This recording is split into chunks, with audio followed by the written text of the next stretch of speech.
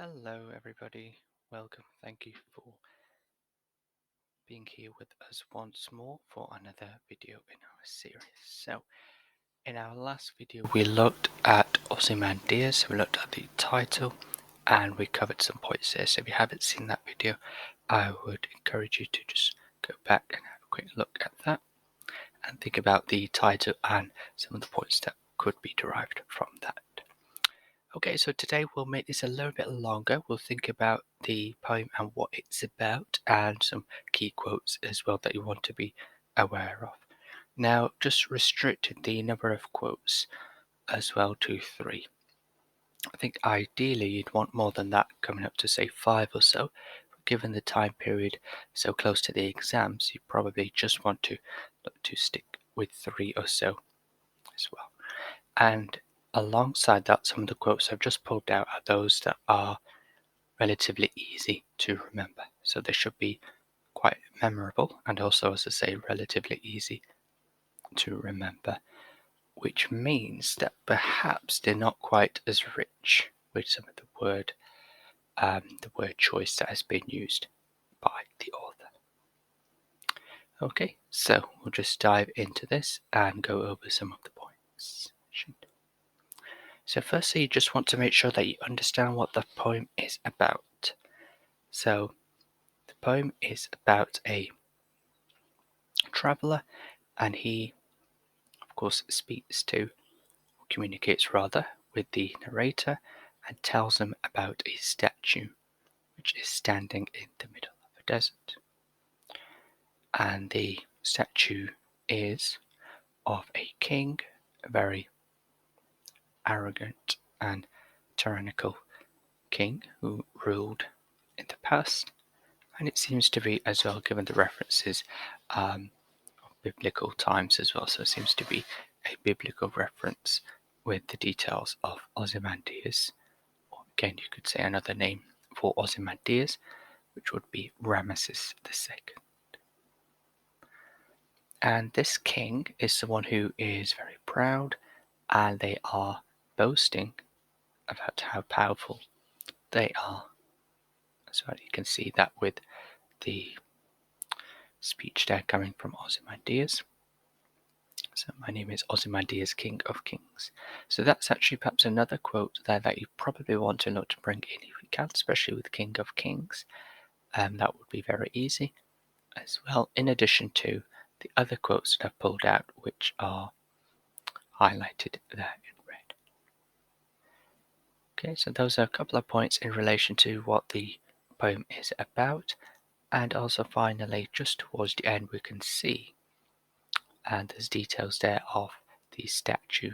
It seems to have just really crumbled away, and it seems that there's very little of it left. And of course, it ends with nature, so to speak, being the victor. Okay, so those are some points there. Now, key quotes. Of course, the first line, typically you would want to go with the first line and last line if you can. And so we have something there within the last line as well. So the first line, I met a traveller from an antique land.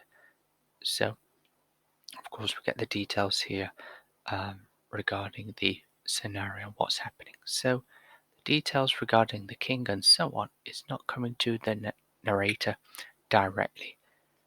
So they are going to get more or less second hand here. So we want to think about really why that is and what could be implied from that. So some things that we could say is that perhaps Shelley is trying to create some distance from himself and perhaps the situation here as well in relation to the king, or perhaps additional points that could be in relation to other things taking place at the time. So for example, wars which involved the British government. Now, of course, Shelley was a pacifist, so that's something that's of interest, should be of interest to you, meaning that he's the one who opposed war and was not really interested in war. So that's a contextual point that you do want to be aware of with the author, Percy Shelley.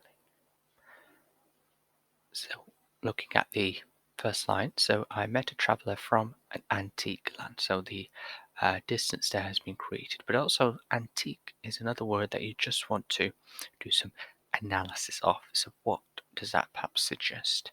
So suggest high value. So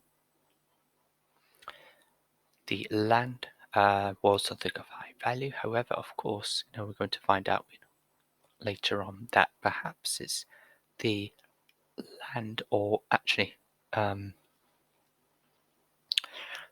nature really that we have within the land that seems to be the thing of value here, as opposed to the human, which is Ozymandias. But another point that's quite interesting here is the mention of antique. Now, because it's a biblical reference and Shelley was a staunch atheist, that's something that's quite interesting. So one interpretation could be is just like, say, with an antique, it's sort of best days, you could say, are in the past, and something of high value from the past. Shelley could also be suggesting as well something that we get, say, from the story of Ozymandias and other biblical stories, that they are of the past and perhaps have no bearing on today and today's society. So that's perhaps another point you could just pull out from that. Okay, so quote number 2, so sneer of cold command. So this is, of course, in relation to Ozymandias and the way he ruled. Of course, we can see from that he was a tyrant and he was not someone who was loved by his subjects. So the alliteration is something that you can comment on there with the cold command. And the sneer as well really just provides that impression of arrogance and belittling of others. So certainly as well, the cold command, that should be very easy for you to remember as well. So even if perhaps you just pull out that should suffice as well, and just allow you to comment further on some of the main points that we've established. And finally, boundless and bare, the lone and level sands stretch far away. So the boundless and bare, so we've got the plosive there with the B sounding words there, so the boundless and bare, so that's something that you want to be looking to think about there. And this is, of course, in relation to the statue, that it is now boundless and bare, really depicting the weakness, perhaps you could say, of the statue.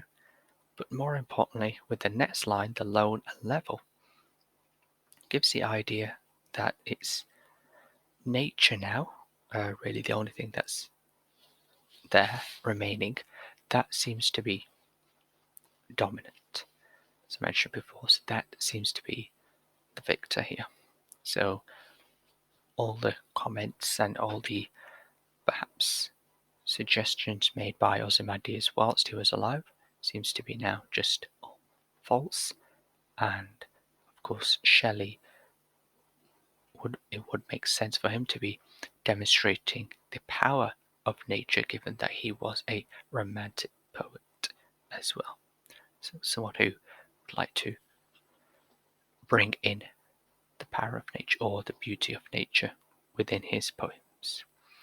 And then the final line, the lone and level, again, alliteration. You can comment on that as well with the vastness of the desert, which seems to be standard, whereas Ozymandias, of course, even his statue has just more or less faded away. So those are some points there that you could just sort of bring in. So another point just there as well. So you could contrast that as well and comment on that.